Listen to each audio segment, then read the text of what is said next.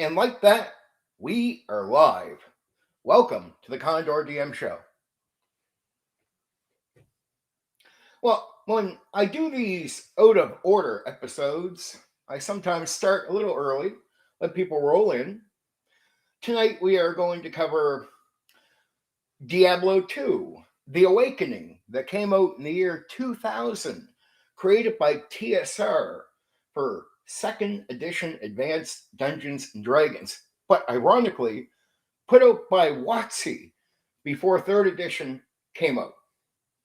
Yeah. Interesting story behind that. We'll cover that. I got a bonus to throw in tonight. In the past, I've done these opinions, and, I've gotten into this new fact-based focused content. So tonight, I'm going to back up my opinion about tieflings in old school 2nd edition. Why I think they were creative and as important as drow to a dungeon master. Not player optional. I wasn't big on tieflings being that. But I'm going to bring the facts that I think really line up with my opinion. Right? People complained about demons leaving AD&D, and I'm like, well, tieflings are, they bring that to the game. So why? Why the sour note? If demons are okay previously, then tieflings should be fine, or at least the old school version of tieflings. Then we're going to get into dragons, right? Really how they come into Dungeons and Dragons, and then we're going to move on to the Council of Wyrms, a very interesting late era 2nd edition setting, place, game, where instead of playing like the human characters or something, you could play dragons. Humanoid characters were secondary in the Council of Wyrms setting.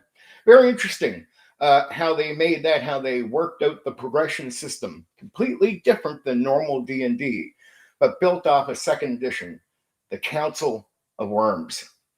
So again, we're going to go over the Diablo 2, The Awakening, AD&D 2nd edition, created by TSR, brought out by WotC before 3rd edition came out. Ironic timing for the whole thing, right? It was an experiment. We're going to check it out. Then I'm going to back up my opinion about old school tieflings with facts. Then we're going to move on to dragons and the Council of Wyrms. That's tonight's stream. Oh, you own the box set there, Stephen Kennedy. That's awesome. The Council of Wyrms is... I, as a 2nd edition DM, I always believed you do just about anything you want. And there's another reason for it, because when you looked at the designers, they felt that way. It seemed like they felt like you could curve this game any way you want and maintain certain things in the process. In a way, it's almost like it's made to be curved, like the kit system. That seems to be something that enhances the idea that you can take a foreign setting, and through the idea of the kit thing, you could take a fighter and advance him over to a theme through kits. That actually makes sense, right? These were the moves they were making so they could try this stuff, experiment with the game, try different things. And when they got to this one, they already had ideas from AD&D already implanted in what a dragon was. So imagine just taking what you've already created and advancing that. We're going to get into the details now here. Here's where I tell you about this fact-based content that I'm doing in 2026. I don't teach you Thaco anymore. I don't do that no more. So, I have videos that explaining Thaco, for example, from old AD&D in 2nd edition. You can check those out, but I no longer do content where I'm explaining how to play the game exactly. But I go into details about these mechanics, and everything I say, I promise you, checks out. It's all fact-based history stuff and understanding of these things and what the designer said.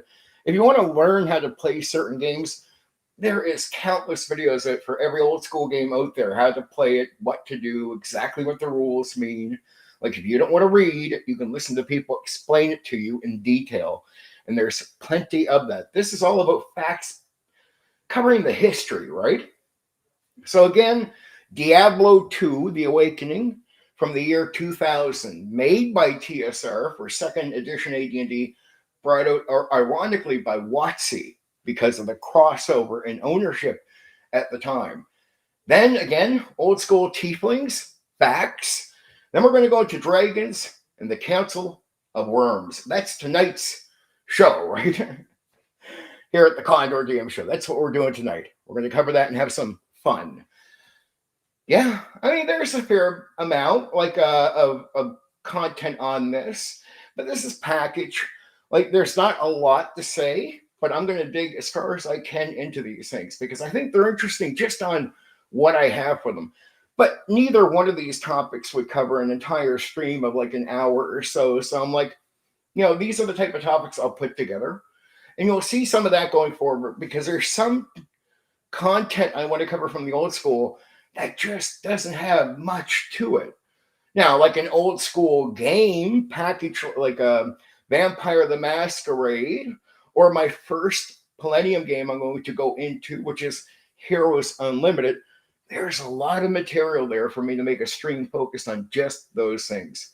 But that won't be the case tonight. But we get a package. So, yeah. Let's get started. Out of order always starts just a little early, a little chaos here, right? Diablo 2 and AD&D 2nd Edition. What actually happened? Remember what game we're talking about? Diablo 2, AD&D 2nd Edition, The Awakening, that came out in 2000. Around 1999, Wizards of the Coast and Blizzard Entertainment entered a short collaboration. The goal: bring the hype of Diablo 2 into the tabletop Dungeons and Dragons. Bring it into that world. This was happening right before 3rd edition launched, which matters a lot. It wasn't fan content. It wasn't unofficial. It was a real licensed product line. Where the Awakening fits. There were multiple Diablo D&D crossover products. D&D adventure games, Diablo 2 edition. Meant to be accessible and promotional. Diablo 2, The Awakening in 2000. Built using AD&D 2nd edition era rule structures. 128-page softcover. Written by Bruce R. Cordell and Mike Selinker, I think. I really don't know how to say that name. Mike Selinker. There you go. This is the serious Diablo, 2 or just Diablo tabletop attempt under AD&D.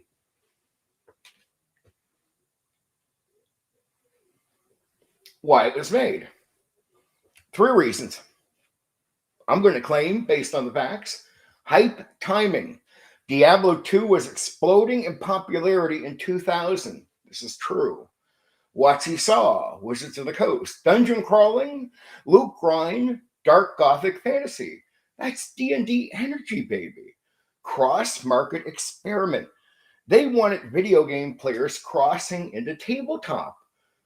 This was brand synergy before that term was everywhere. Oh, hey, Gary D, 20 games. Man, you're just at the start of this. So, Gary, if you're just getting here, I'm covering Diablo 2 AD&D 2nd Edition right now. At least I'll go over all 3 topics very quick for you. So, Diablo 2 AD&D 2nd Edition, The Awakening, that came out in 2000, made by TSR, brought out by WotC just before 3rd edition came out. Now, there is an actual Diablo 2 product made with 3rd edition, To Hell and Back. I'll mention that in a bit here, right? But that is a product line for 3rd edition. This was a secret little gem that was slid in there. I've mentioned tieflings before. My opinion is they're good for the DM, like are not player optional, but I like them. Oh, Black Rose. Good evening there, Black Rose. So I'm hoping you're just sort of keeping up here. Then we're going to cover After tieflings, this is all, remember, this is my new fact-based approach to all these topics. So tieflings with facts backing up why I think they're valuable to old school, especially second edition. And then we're going to go into dragons, right? Generally, sort of talk about their evolution, and then go into the cancel of Wyrms because I want to tie that together, right? And again, I'm doing these as a package stream because these topics, I only have so much for each, right? It gets stupid if I spread it out beyond where I spread it to. So why was this made? 3 reasons. Hype timing. Diablo 2 was exploding in popularity in 2000. WotC saw dungeon crawling, loot grind, dark gothic fantasy. That's D&D energy, baby. Cross-market experiment. They wanted video game players crossing into tabletop. This was brand synergy before that term was everywhere. And the second edition era. Here's the twist. 3E was about to launch. So the Awakening sits at a weird historical moment, mechanically tied to second edition DNA, published by WotC, released at the edge of the new edition. It's a bridge product. It's an unexpected thing because this is WotC producing from the TSR-era edition, second edition, as a new D&D product, but coming from WotC before third edition. So were they open to putting out products based on the old games? Well, it seemed like they were ready to lean into it regardless, or they would have been willing to. But hey, third edition was very successful, as we know. That's fact. Noted Black Rose. I understand Black Rose. Just listen, enjoy, relax, do what you're doing. Drive. That's cool. What's inside? Diablo-themed character options. Anybody can just sit back and relax when they listen to me. That's fine. Interact if you want to, right? If you got a question, throw it out there. They adapted Diablo archetypes into AD&D kits, the second edition kits I talked about. Amazon-style builds. Barbarian, Necromancer, Sorcerer, Paladin flavors. Sometimes I'll just say Holy Knight, right? No perfect conversation, but clearly Diablo. No perfect conversion. Sorry. Oh my. But clearly Diablo. Inspired. Tone. The book leans into gothic horror mood, demon-heavy dungeon crawls, corrupted landscapes. It's Diablo atmosphere filtered through AD&D mechanics, dungeon-centric play. It reinforces tactical dungeon play, magic item escalation, dark, oppressive narrative tones. This isn't Greyhawk politics. This is pure descent into evil energy.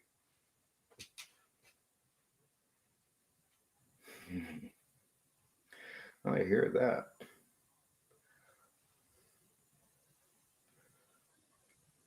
Okay. The addition problem. This is where history gets interesting. While this was coming out, WotC was pivoting hard into 3E, third edition. Support shifted quickly. The Diablo line later continued in 3E form with To Hell and Back. So the Awakening ends up feeling like the last gasp of AD&D energy wrapped in a Diablo skin. It didn't grow into a full supported line under second edition. Timing killed momentum. It became an historical oddity rather than a full Diablo tabletop line. That's where people get confused about it.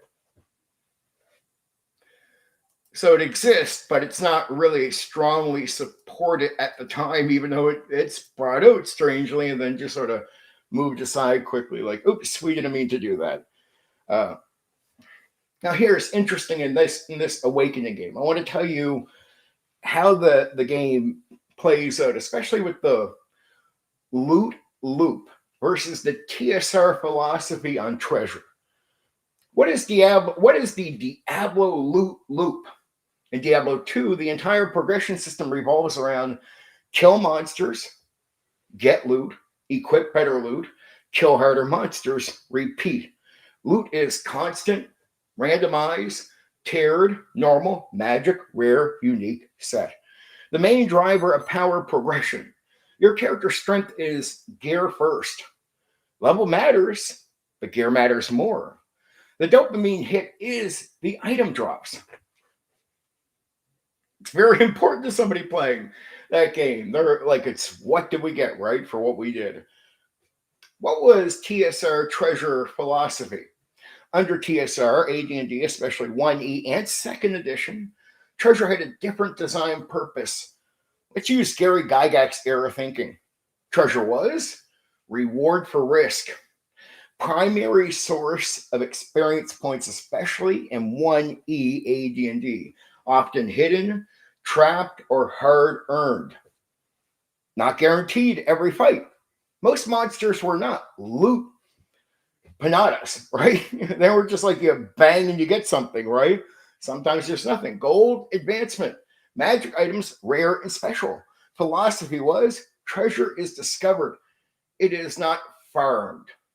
So it's the mindset of always simulating real rather than this is a video game, right? And that mindset goes into what makes more sense. Where again, it's Diablo 2 is a video game, and even though there's some element of real in there that you're seeing, there's a lot of just video game aspects that are outside of what Dungeons and Dragons does. That's just fact, even though I'm stating a little outside of what I have here.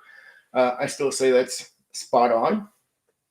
And many people try to separate what they're doing here, especially with tabletop role-playing games, from the video game thing. That's why we'll criticize the idea of the invisible wall or the invisible path, or you'll get criticized if you do the quantum ogre.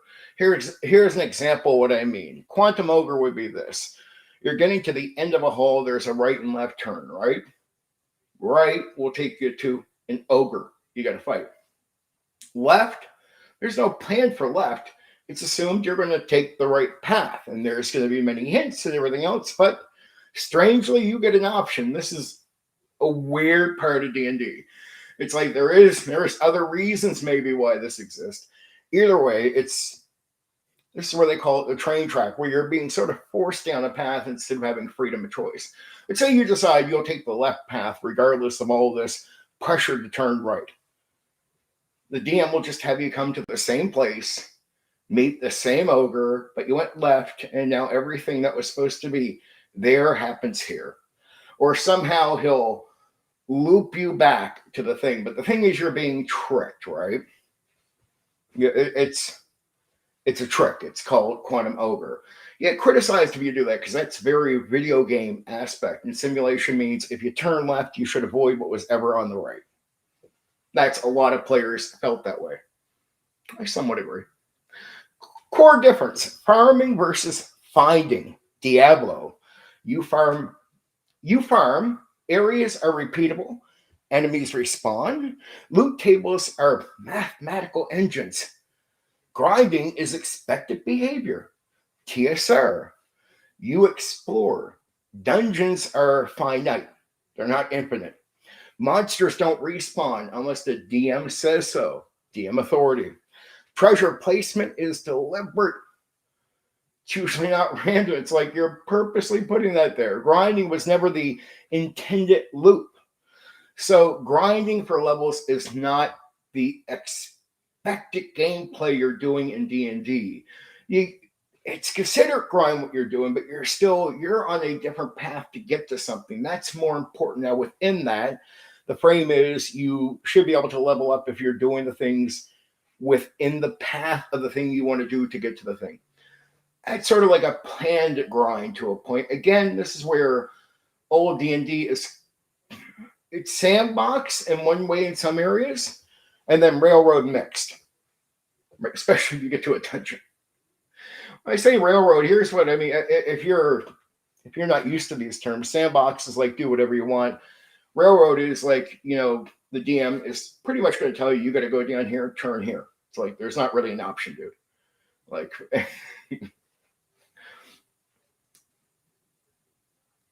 okay, that's opinion. Back here. Magic items, disposable versus legendary. Diablo 2, magic items are replaced constantly, stat driven, percentage optimized, designed to be cycled. Even great gear gets swapped later. Items are progression fuel.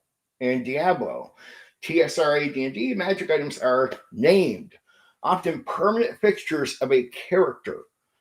Sometimes cursed, sometimes campaign defining items. You might carry the same sword for 10 levels. It's identity, not rotation. It's your great whatever sword. There's not a lot of advancement in items in that way. They're a little bit more stay still to a point. Like this is old D&D where I'll give you a fact here. It's not made with the plan that you get to a place. So in D&D, the potential is you could run into a very powerful item early on. Why? Because it doesn't care if you're level 10 or level 1. Get it? Or if you're level 10, you can run into treasure where all the items seem, I guess you would call, compared to what you can do already, low tier. Right? But again, the world doesn't plan for you to be in that spot doing that thing. The world doesn't care. It doesn't care about your progression and levels. So that's, I guess, the idea there, right? In old school. Power curve philosophy. Diablo, power curve spikes hard. Enemy scale. Loot inflates. The game expects exponential growth. TSR. Power grows slower. Power grows slower. High level play becomes political, strategic, domain based. Loot does not endlessly inflate. At high level in TSR, power comes from position, followers, influence, not just gear. It's like higher levels just open doors to do things that you wouldn't have had options. It's why is domain play open to you? Well, you could not move an army at lower levels. That's the idea. Or you couldn't build up a church with enough followers to make it a real movement onto your high level. So when you can affect the bigger picture outside of your traveling to the tower to get the thing, that's called domain play. That's the idea, right? You can finally affect more than just your very local stuff, right? What you can reach with your hand. Now you have influence to say words and affect people with your words in a powerful way, in a way you couldn't do before. Psychological difference. This is the real divide. Diablo is reward frequency driven. TSR AD&D is risk management driven. Diablo trains you to ask what drops next. TSR trains you to ask, can we survive this? That's a completely different mindset when you look at it from that point of view. Brutal truth. Brutal truth. Well, actually, before we get there, let's say this just. So what happened in Diablo 2, The Awakening? Just to be clear. When Diablo 2, The Awakening brought Diablo into AD&D, it leaned towards more loot emphasis, more gear-driven builds, faster feeling escalation, but it cannot fully replicate the Diablo loot because AD&D isn't built for infinite farming. So it's a hybrid. It's a mix of these things. Now I'll mention the brutal truth. Brutal truth. Diablo refined the dungeon into a slot machine. TSR designed the dungeon as a puzzle box. Same setting concept, completely different reward psychology. Psychological rewards, different psychological rewards. Diablo makes loot the engine. TSR makes treasure the prize.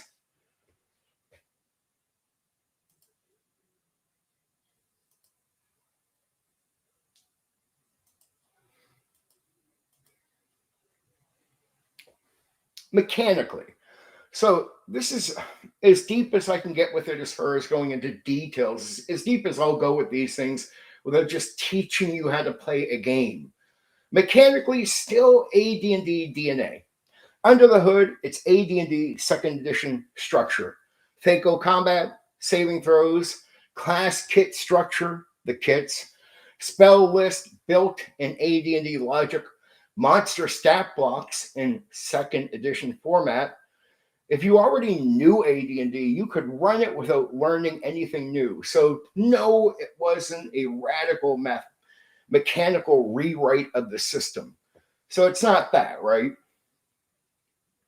It's bending some things, but what I'm saying is, if you know AD&D, the fact is, you can run this without an issue. You'll understand every bend or twist as long as you know the base rules. Where it actually changes the feel, here's where it does shift the experience between D&D and Diablo, and the Diablo Awakening. Power curve acceleration, standard AD&D second edition, slower burn, magic items meaningful but rare, treasure not always optimized. Diablo Awakening, stronger emphasis on loot, magic gear as core progression, faster sense of escalation. It leans into Diablo reward loop. That's a tonal change. So it does purposely lean away from how D&D is meant to be played, I guess, in the Dungeons and Dragons fashion. It's giving you permission to play in this, again, hybrid, leaning into each other, D&D, Diablo fashion. Different just focus, and the game itself is going to reward this alternative focus away from the usual play.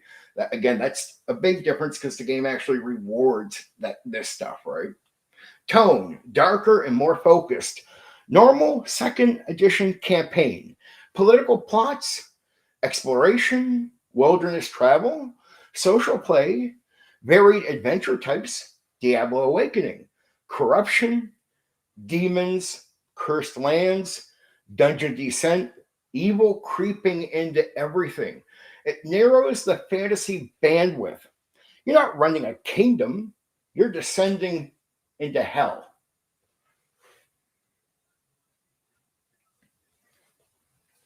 Character identity, standard AD&D, broad class archetypes, setting flavor varies. Diablo, stronger archetypes anchoring to video game classes, more focused power fantasy builds, right? So they're not afraid of the superhero leaning. Characters feel heroic action fantasy sooner. So it's giving them a boost sooner.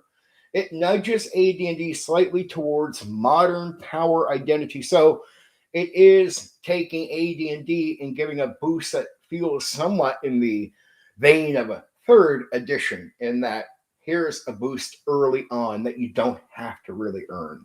It's given to you right away. What did it not change? It did not change. It did not replace Thaco, remove save or die, simplify math combat, change initiative systems. It didn't rewrite core rules. Not. This is important. It's AD&D wearing Diablo coat, not Diablo replacing AD&D. So it is AD&D anchoring a theme instead of the theme making the game bend completely to it in that way. It bends more to the D&D side of the game, so the rules can actually work with it. So it goes right up to the edge and says, okay, whatever it's doing, it has to work with existing rules. So there's a lot of bending in what you focus on and how you're rewarded. But in reality, in pure gameplay, the Thaco, all the stuff you expect, it says, okay, we'll protect that. We'll lean right into it and say, okay, these bends can still work with these rules.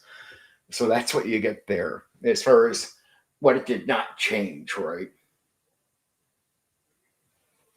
Compared to standard TSR dungeon philosophy, classic TSR dungeon, as you know I've covered, slow attrition, resource management, high lethality, careful planning, Diablo Awakening, more action forward, more gear centric, less logistics heavy feeling, so less of that war type of mindset, more cinematic tone. It's closer to action dungeon crawl than strategic survival crawl. Subtle difference, but real. And that strategic survival crawl is D&D, because survival is the real name of the game. Did it permanently change D&D? No, because 3E launched immediately after. If this had landed 3 years earlier, we might have seen more loot tables, faster scaling kits, Diablo-inspired supplements, many of them modules, but timing cut it short. So it remains an experiment, not a turning point. Sadly, I think this had potential. It didn't change AD&D mechanically, but it pushed the tone towards faster power gain. Again, I'm saying it respects the actual core mechanics, why it says we just have a different focus, so we're going to reward completely differently. So tone towards faster power gain, darker atmosphere, and loot-driven dungeon action. That's the truth. Okay.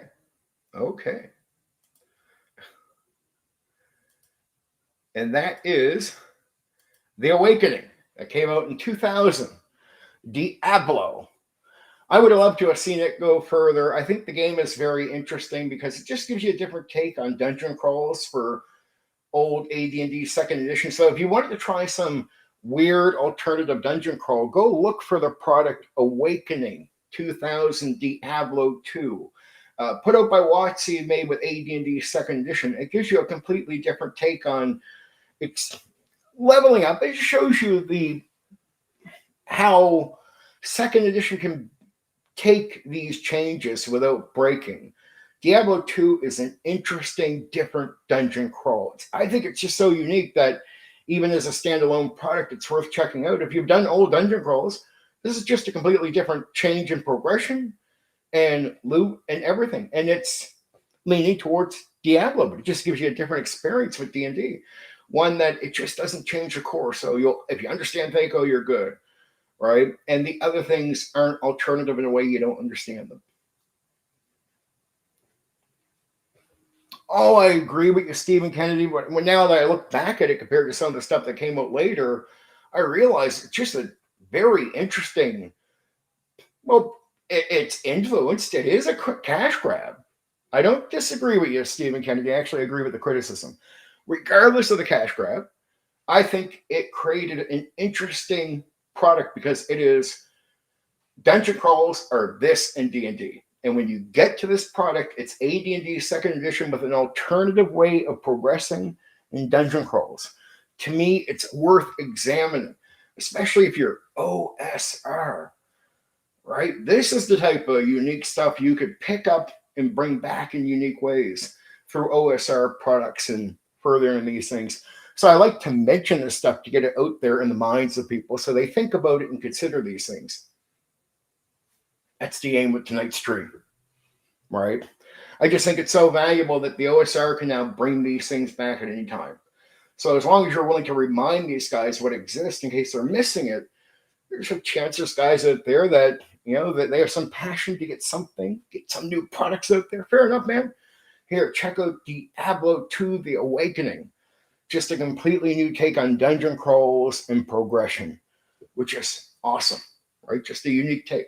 So anyway, that's why I like that product, and it's something I've known about for years. And when I mention it to a lot of people, they haven't even heard about it because it came out by WotC, but it's just product just before third edition hits. But anyway, Tieflings, old school. We're going to cover that.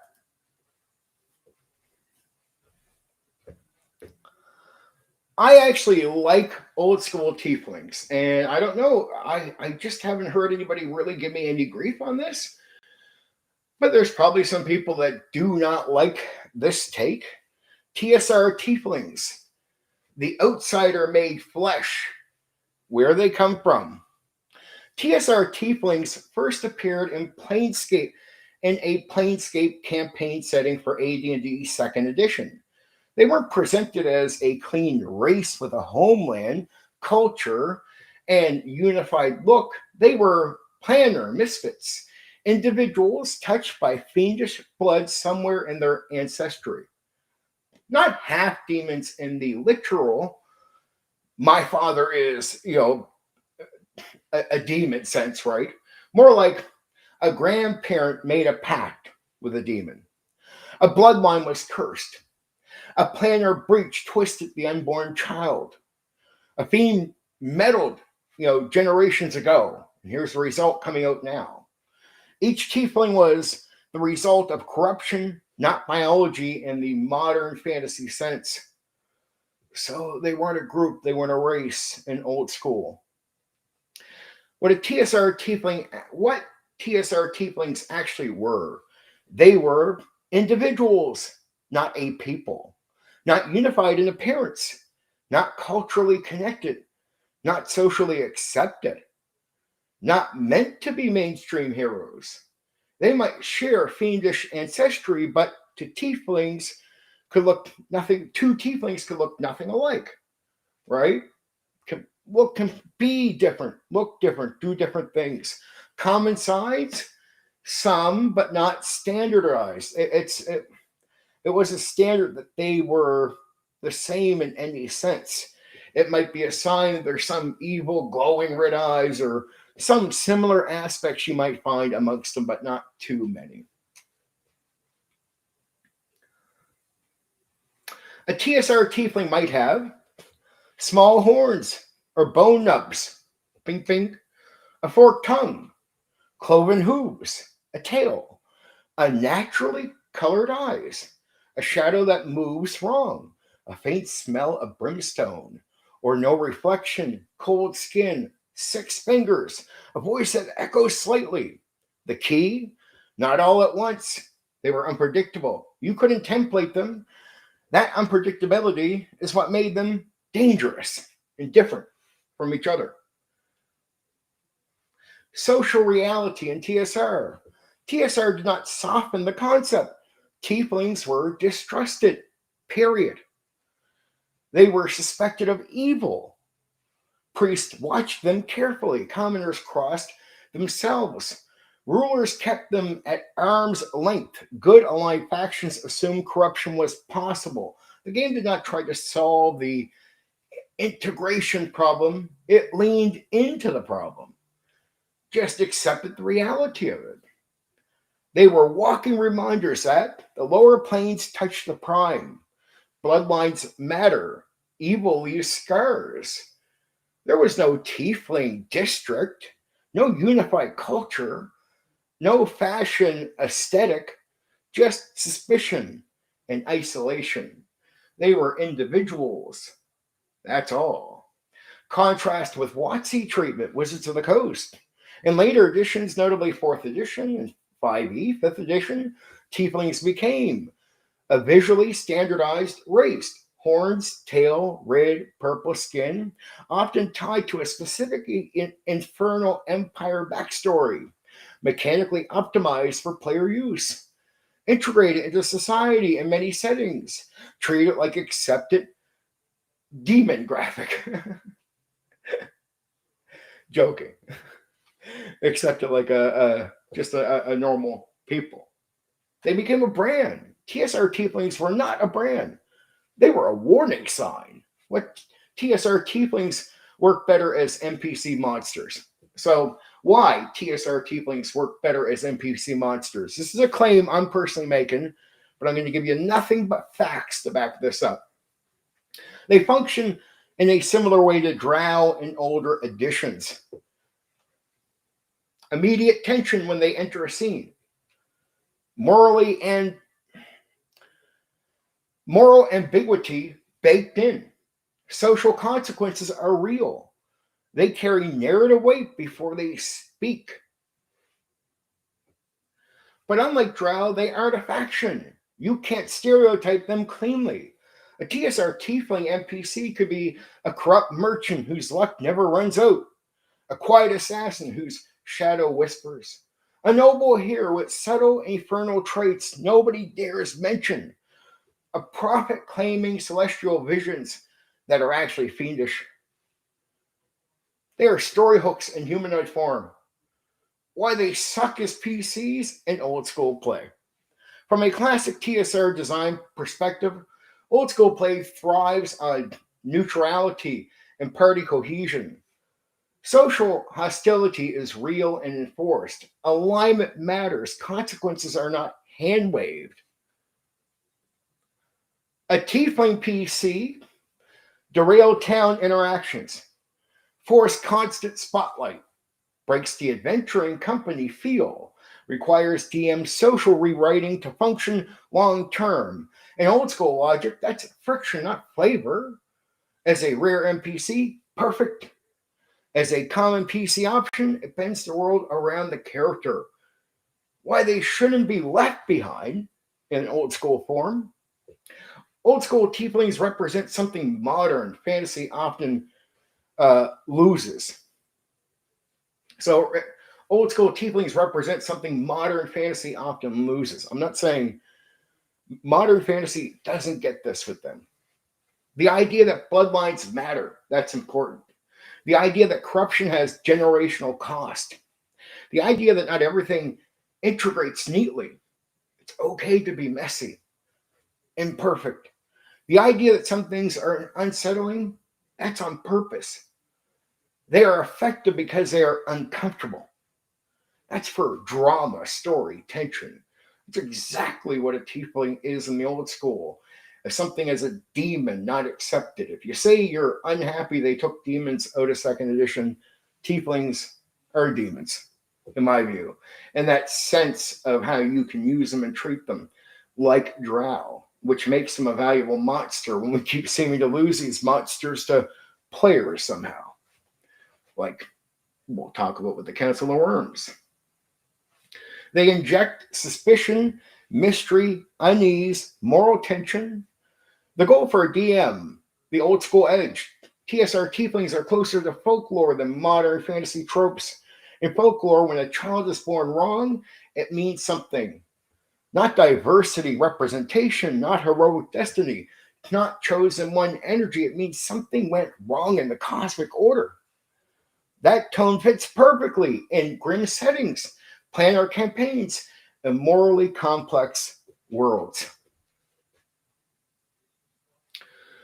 If you're speaking to old school gamers, like I am now, TSR tieflings preserve danger.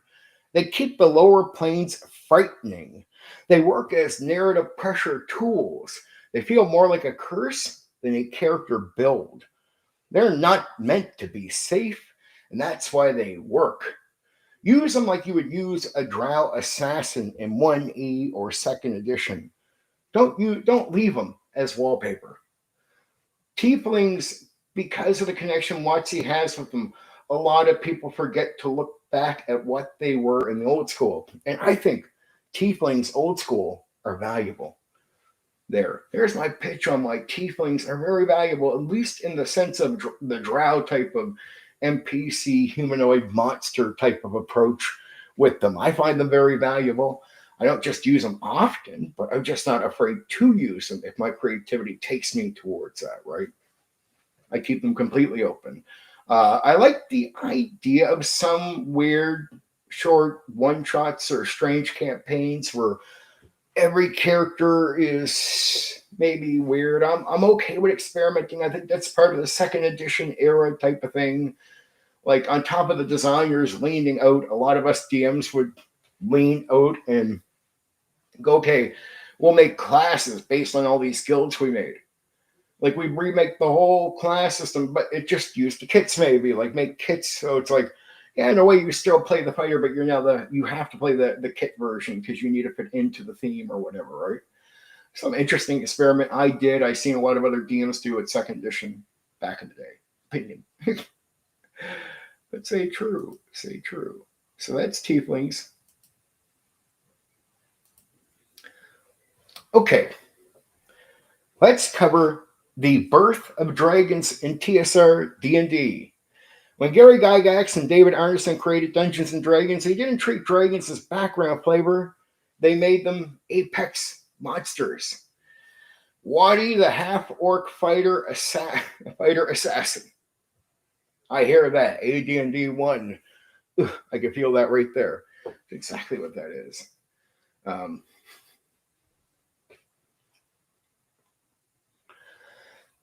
Me, I don't mind half orcs. In many ways, I allow them in a lot of campaigns. Not in every campaign. I'm someone who varies in my approach. Like, it's what do I feel for the next campaign? Do I just want to go with the same thing I've been using, use some other theme? In many ways, second edition was already doing OSR, but like just the at-home version of whatever that is, where you're just making your own themes and just so easy to put something unique together and go. Right? So again, when Gary Gygax and Dave Arneson created Dungeons and Dragons, they didn't treat dragons as background flavor. They made them apex monsters. Original Dungeons and Dragons 1974, dragons as endgame threat. In original D&D, dragons had color categories. Breath weapons were devastating. They had hit dice. They were treasure guardians. Important design note, dragons were not common encounters. They were campaign-shaping threats. At this stage, they were powerful monsters, not personalities. So they're just animal monsters, original D&D. They're not treated like something more at the time. Advanced Dungeons and Dragons First Edition, dragons become system defined. Dragons become much more codified in AD&D 1. This is where we get clear chromatic versus metallic divide. So this is where you meet two different types of dragons. A sort of metallic type and a chromatic type, right? And it's a dividing categories of dragons. Alignment baked into species. They had alignment baked right into them. Again, I say baked, this is where, was there much variation? Not too much. This is where it's like explaining what animal humanoid monsters are, like orcs. Like, why are they constantly evil? Or, well, first off, it's just that's the view of the humanoid world at the time of them, so it's easy to classify them as that. And it's convenient to have the bad guys are always wanting to be bad, so you always have that threat there with that thing. But in reality, the justification as I knew it was these are part animals, say orcs, right? So the instincts make them go towards these actions. And even if you think, given that it's instinctive that they do these things, so it might not be evil to them, it's classified as evil by all civilized people that are considered civilized. So then you treat it as evil. And the gods treat it as evil too, meaning that action is considered evil by the gods that you're serving. So the game builds around that as if it's real. And that way it is, right? Getting all technical on you, sorry. That was just off the top of my head. So again, alignment baked into species, detailed age categories, spellcasting dragons. This is AD&D 1. Psionic potential in some cases. This is when dragons become structured mythology inside the rules. They are no longer just big lizards. They are intelligent forces. They are somebody now. Okay, let's see if I can say this right. The Draconomicon. The Draconomicon era.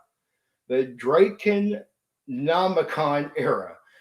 Okay, so in 1990, TSR releases Draconomicon. This is huge. It turns dragons into cultural beings, ecological forces, reproductive systems, psychological archetypes. This is where dragons become deeply realized creatures, not just stat blocks, whole societies. AD&D second editions, dragons as characters. Now we get to the era that bursts the cancel of Wyrms. This is the logical endpoint of TSR Dragon evolution. Step progression, monster, intelligent boss, mythic force, fully realized culture, playable character. Cancel of Wyrms only works because TSR had already deepened dragons for 20 years.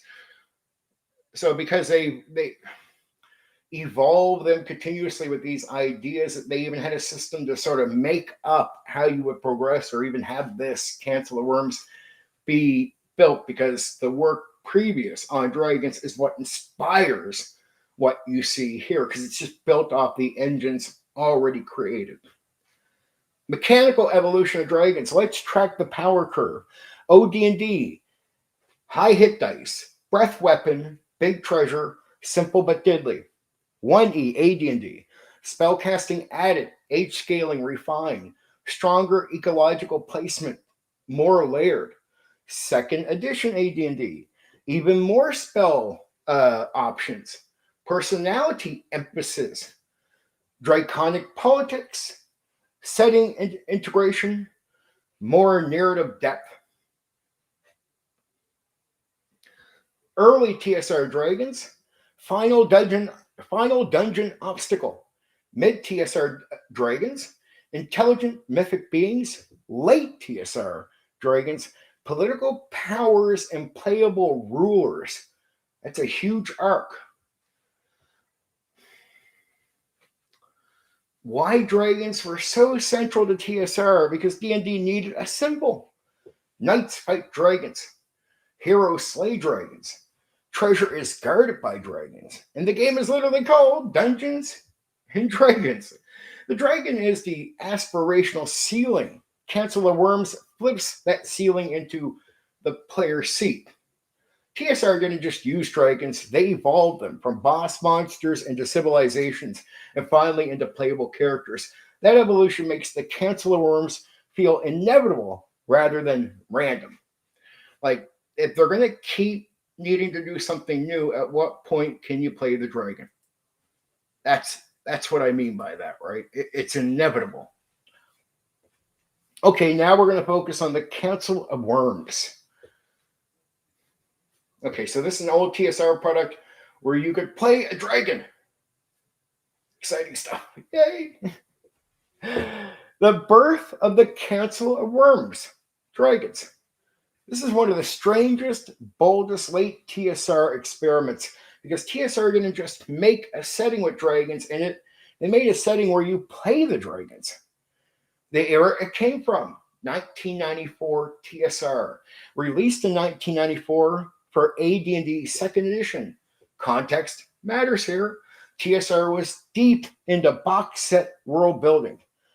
So they already had done Dark Sun, Planescape, Ravenloft, Birthright. Dark Sun was, in many ways, the ideas were beautiful. It needed what it wasn't enough. It needed to be something else. It's too bad there wasn't an evolution factor that bettered that product over time, instead of like, taking it and going in a worse direction, which is what they do with some stuff here, right?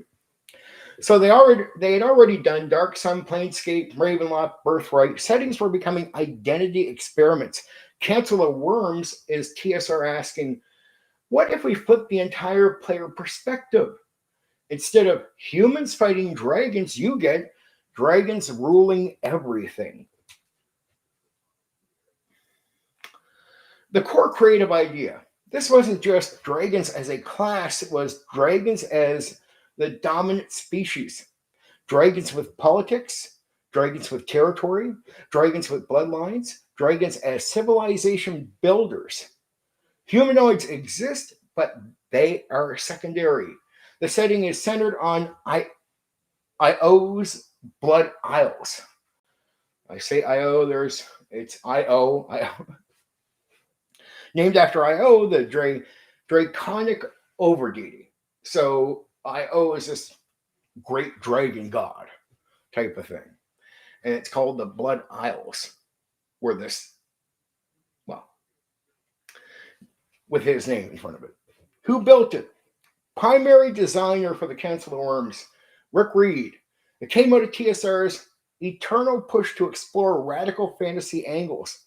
It feels very second in its experimentation. New character structures, dragon-specific aging rules, unique social hierarchy systems. This is like TSR trying to form or trying new forms of play, like they did with domain play and Birthright. How dragons work mechanically. This is where it gets wild. You didn't just pick dragon. You chose dragon type, metallic or chromatic, age category, draconic abilities, breath weapon progression, flight rules, horde mechanics. They built an entire progression system around the dragon life cycle. Your character literally grows into adulthood over time. That's not normal AD&D progression. So you progress as you age, right? So again, we'll at least stick to the survival aspect, but it is a different form of just leveling up. The political spine of the setting. The council in the title isn't just for decoration. The Council of Wyrms is a ruling body of ancient dragons, governing the Blood Isles, balancing metallic and chromatic tensions. Instead of dungeon crawl focus, you get tutorial disputes, dragon pride politics, horde rights, influence and status. This is dragon geopolitics. Why TSR made this? There are three likely drivers I'm going to claim based on the facts. A power fantasy experiment. What if players start powerful? Not peasants, not adventurers, but as dragons. Monster-centric play trend. Second, I was experimenting with monster PCs in general. Council of Wyrms pushes that to its logical extreme. Setting market saturation. TSR was releasing so many worlds to stand out, you needed something different. Playing dragons? That stands out. Why it didn't explode in popularity. Here's the honest truth. Dragons are hard to run socially. Power balance is tricky. It breaks traditional dungeon play. Many DMs didn't know how to structure campaigns around it. It was ambitious, but ambitious settings often have a smaller audience. Greyhawk, grounded sword and sorcery. Forgotten Realms, high magic fantasy. Dark Sun, survival brutality. Birthright, rulership. Council of Wyrms, you are the apex creature. Now what? That's a different question entirely. So the other ones give you sort of straightforward on what you do, but in this one, it's like, okay, you're powerful, you're a dragon now. What do we do? Right? And it doesn't seem like there's a lot of clear answers for how you make that long and play out in campaigns and opinion. Council of Wyrms. Now this is back to back. Council of Wyrms was TSR's late era experiment in flipping the fantasy hierarchy, putting players at the top of the food chain instead of climbing towards it. It wasn't about killing dragons. It was about being one.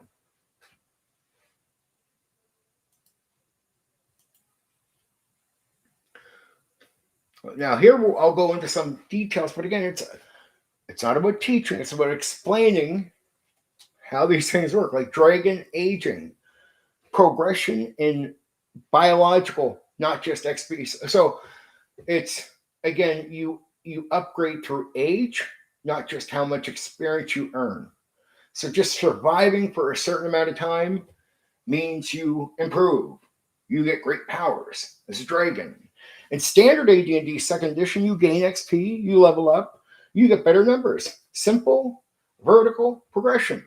In the Council of Wyrms, dragons don't just level, they age. And aging does several things. Increases physical size, improves breath weapon power, boosts natural armor, expands spell casting, changes social status.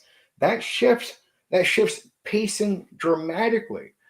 So it's, when you get to a certain high level, you can now attract followers, have influence on politics. So the game changes. What this is saying is almost from the get-go you're already there, but you really enhance that really quickly. So then you have even more sway than you had just previously not long ago.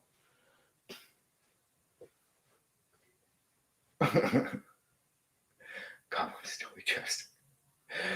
Steve Kennedy, you're funny. You're funny, my friend. All right.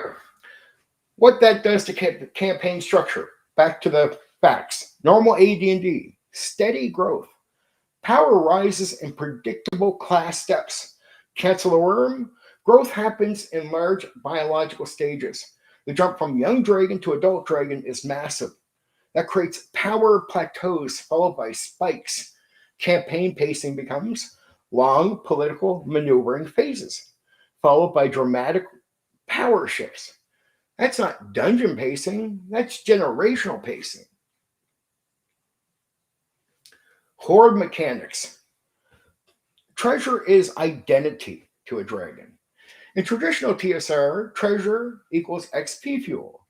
Magic items equal tools. Gold eventually becomes domain building currency that you can use later at higher levels. But in the Cancel of Worms, treasure is not optional. It is a symbol of status, a social marker, a source of magical power, sometimes mechanically tied to power. Your hoard is a part of your identity. Your hoard is in your treasure, the treasure you gather as a dragon. That changes pacing again. So, the bigger the treasure, the more influence you have. It's as simple as that, and you can drastically change that just through gathering items, less than just experience points, right?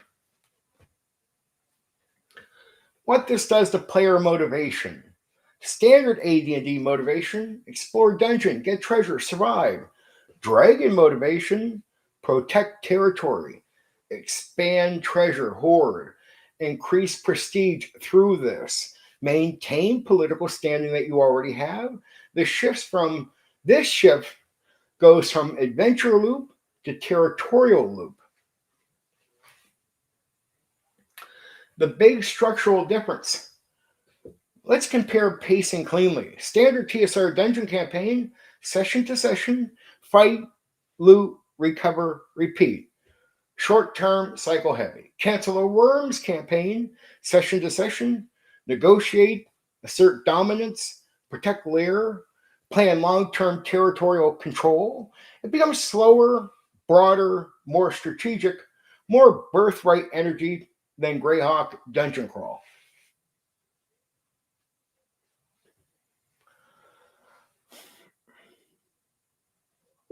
Psychological shift. In normal AD&D, you are trying to survive upward, survive to the next level. In Cancel of Worms, you start near the top. The tension becomes, how do you maintain power without triggering a catastrophic retaliation? That's political pace. That's a political pacing model. Saunders. Stephen Saunders. Not Sanders, Saunders. Timescale expansion. Dragon aging introduces something subtle. Campaigns are expected to span decades, not just weeks of dungeon time. This changes NPC lifespans, political continuity, setting stability, player expectation. It's not built for your weekly dungeon grind, it's built for saga play. Dragon aging turns leveling into biological evolution. Horde turns treasure into social capital. Together, they slow the campaign down and make it territorial instead of tactical. The Council of Worms isn't about clearing rooms, it's about ruling the skies.